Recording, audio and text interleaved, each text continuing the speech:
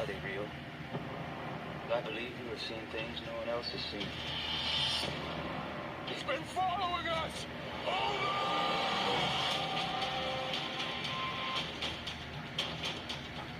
Don't you scared? Say it! As I live and breathe, he's mine. In the Heart of the Sea, rated PG-13, December 11th. Man, talk about a great movie getting screwed over big time. I mean, yeah, it only had this weekend because, well, we'll get to what's coming up next week at the end of the show here, but, yeah, this one got screwed big time. Welcome to Time About the Movies, everybody. We are taking a look at the two movies of December 11th, 2015, and we're starting off with a very underrated gem of a movie that had the biggest fuck you move by a major studio, being released 1 week before what would eventually be the highest grossing film of the year and the highest grossing film of all time, and that at that point, and that was, of course, In the Heart of the Sea, directed by Ron Howard and starring Chris Hemsworth, of course, from the Thor films. In the winter of 1820, the New England whaling ship Essex was assaulted by someone no one could believe. Something no one could believe. A whale of mammoth size and will, an almost human sense of vengeance. The real-life maritime disaster would inspire Herman Melville's Moby Dick, but that told only half the story. In the Heart of the Sea reveals the encounter's harrowing aftermath as the ship's surviving crew is pushed to the limits and forced to do the unthinkable to stay alive, braving storms, starvation, panic, and despair. The men will call into question their deepest beliefs, from the values of their lives to the morality of their trade, as the captain searches for direction on the open sea and his first mate still seeks to bring down the great white whale. And like I said, largely because the movie opened up 1 week before the biggest movie of the year, a lot of people were already calling it the biggest bomb of the year because it was before it was even released, because they put it out there. It was originally supposed to come out in the summertime, but they pushed it back. So yeah, they were already calling this a major flop, and really it's a shame because, like I said, this is a really good movie. I really dug the hell out of this movie a lot. I really don't understand why a lot of people were bad-mouthing it from the beginning, because there's nothing in it that's terrible. I mean, this time last year we had Exodus Gods and Kings, and that movie was much, much worse than this. I'll start with my complaints on the movie, because there are some complaints about the film. My one big complaint is that we really don't focus a lot on the rest of the crew itself. We kind of focus on four people in particular. Owen Chase, played by Chris Hemsworth, George Pollard, played by Benjamin Walker, Matthew Joy, played by Cillian Murphy, and Thomas Nickerson, played by Tom Holland, who that summer was cast as Spider-Man. So you can kind of see this as a prequel to when Thor and Spider-Man would show up in the Avengers movies together, which technically they weren't really together, but you get the idea. But the rest of the crew of the ship, we don't really know too much about them, so when they all get killed off as the movie progresses, we really don't give that much of a shit, because the movie doesn't really give as much of a shit as the other characters. But it would have been nice to know more about the crew before they're taken out of the picture, especially the trigger-happy gun nut on the ship. In fact, why the fuck did they even banish the guy the second... Why did they banish the guy the second he just pulls out a gun out of nowhere on the ship? It's just kind of like, somebody on that ship must have thought, holy shit, this guy might be dangerous. It's just like, you think? I mean, I guess he gets some kind of redemption when he sacrifices himself, when the crew has to resort to cannibalism, so maybe that's their way of saying, hey, all is right with the world, I guess. And the other complaint I have is that they keep blaming Hemsworth's character for what happens with the Sussex before being destroyed, which, let's be perfectly honest, it's not the dude's fault. I mean, a giant whale's not going to be that smart enough to know exactly who fucking hit it. Plus, it's a fucking giant whale. Of course it's going to destroy your ship regardless, because you're treading on you're treading on his waters. It's like, not to mention, if we had seen Owen Chase done something bad or something to cause all the mayhem, then yeah, I'd believe why everybody would be so pissed at him, but he did nothing different that anybody else would have done in that situation. My last big complaint about the movie is the battle towards the end of the movie, where the people, well, it's not really a battle, but the people that were funding the voyage are basically asking Chase and Pollard to straight up lie after being attacked by a whale because of the insurance company, because it could scare away potential investors. But again, it's a fucking whale. I think the safety of your crew is more important than not telling them about a giant whale that could destroy your ship. But thankfully, the captain realizes that too and tells them the truth about what happened. But still, I think letting people know about the dangers of the sea is more important on how much money you're going to lose. I mean, you're basically doing what our government is doing right now. Remember when the former Attorney General Pam Bondi tried to defend the actions of the Trump administration by basically saying, but look at the markets. It's just like, that's what it felt like when I was watching this game. It's just kind of like, oh my God, they were predicting this like 10 years before it happened in real life. But despite my complaints about the film, everything else about it I did generally really enjoy. I thought the cast was really good. Chris Hemsworth's really good as Chase. Benjamin Walker's pretty good as Pollard. He's an actor I think really is really good, but he doesn't really get the big roles that I think he definitely deserves. He's great in here too.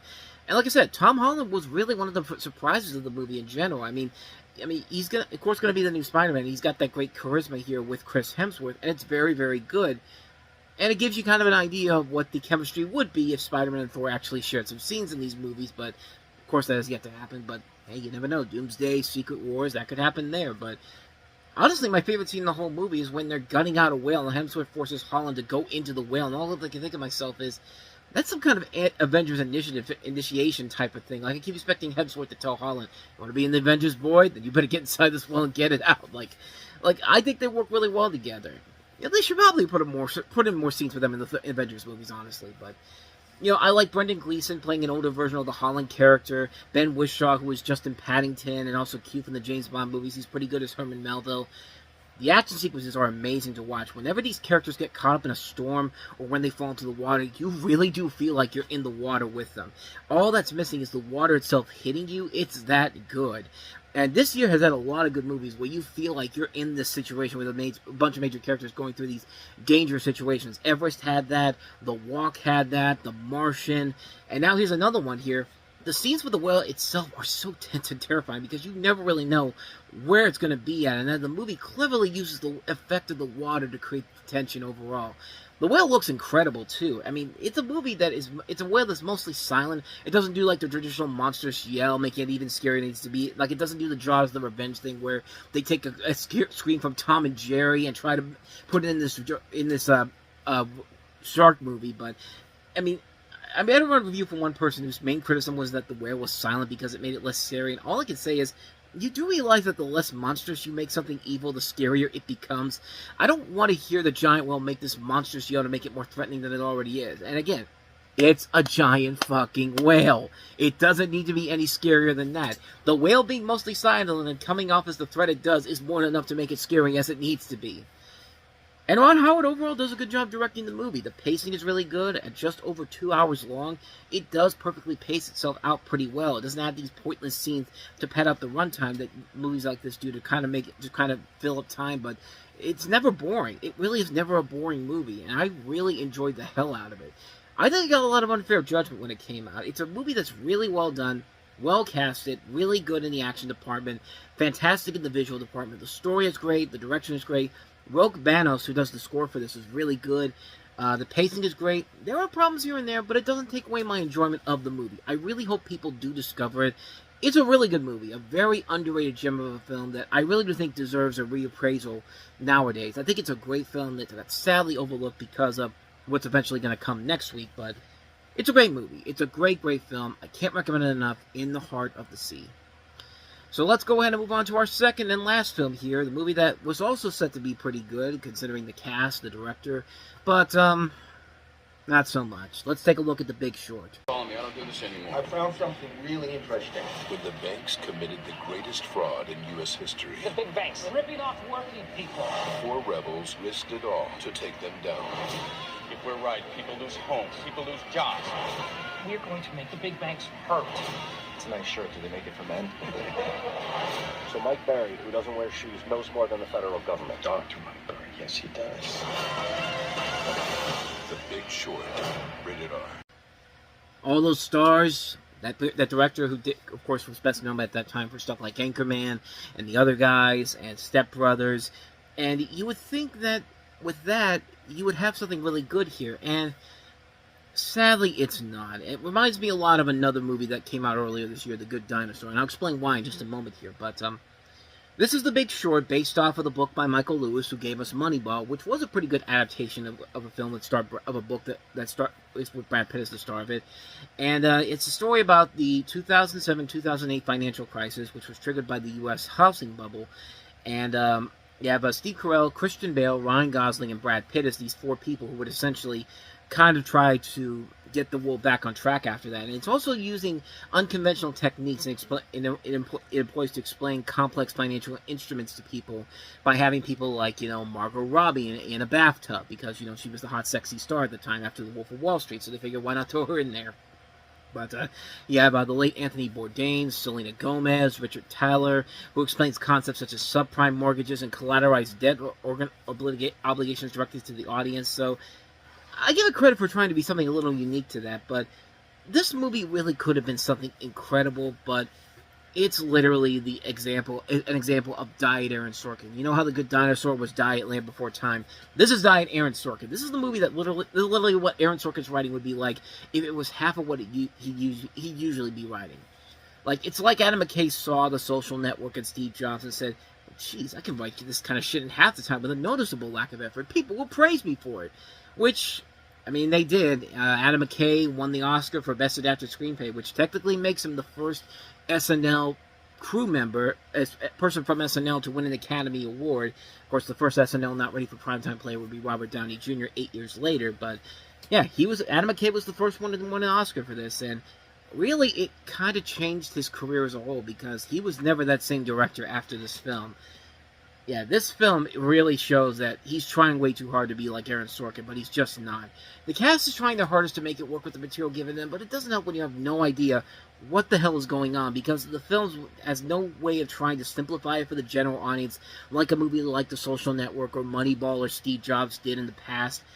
But not only that, there's never any sense to entrust these people, because you never feel for them at all. None of these people ever share a scene together, with the exception of why can't I say his last name? I've said it many times. Carell and Gosling. But other than that, Brad Pitt and Christian Bale never meet up with each other. Gosling and Carell never meet Pitt and Bale. None of these people ever meet up, although the trailers and marketing indicate that there will be at least one scene with the main characters interacting. But nope, never happens in this movie.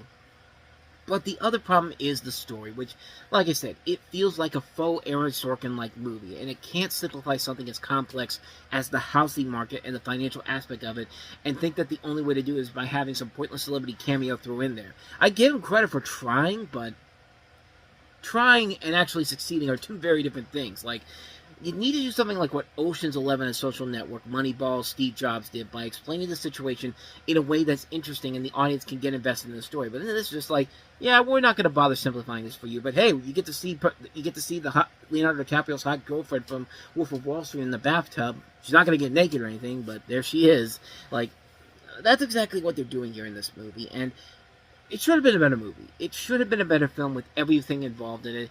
But it failed miserably on so many levels. It's a Diet Aaron Sorkin written film with great actors being wasted on a mediocre script, lackluster thrills, a boring and uninvesting story.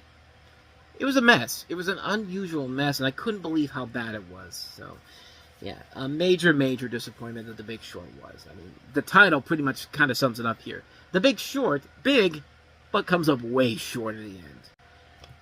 I don't even know what that analogy was, but just go with it here. That's going to do it for this episode of Time About the Movies, and coming up on the next episode, we have reached the penultimate weekend of 2015, and that is, of course, the weekend with the movie that studios were so afraid of to put a competitive movie against it, because how are you going to compete with a big major blockbuster like Alvin and the Chipmunks: The Road Trip? I mean, come on, man.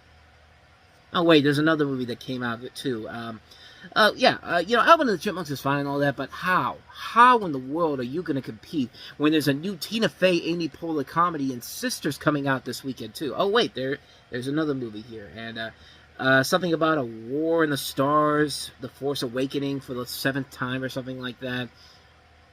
Okay, you know what's coming next week. Star Wars: The Force Awakens, Disney's first Star Wars movie under their new deal. They spent 3.5 years putting this movie together. J.J. Abrams, coming off the success of the Star Trek movies, can he be the guy that turns Star Wars around? And short answer, yes. Long answer, we'll delve more into that tomorrow. So, very exciting show to take a look at here with one really good movie another movie that's okay, and the other that's just a studio that is so pissed off the fact that they lost the Star Wars franchise, so they basically said, "Fuck you, Disney. We're gonna have our own Star Wars come out that weekend. Alvin and the Chipmunks, baby." You get the idea. But anyway, that's going to wrap it up here. So thank you so much for watching this show. I hope you enjoyed it. If you did, please go ahead and do me the honors of hitting that like button, that subscribe button, and that notification button. Also, don't forget to check out our playlist, and don't forget to check out the previous episode we did. So with all that said, whether it's in the past, the present, or the future, I will see you at the movies. Take care.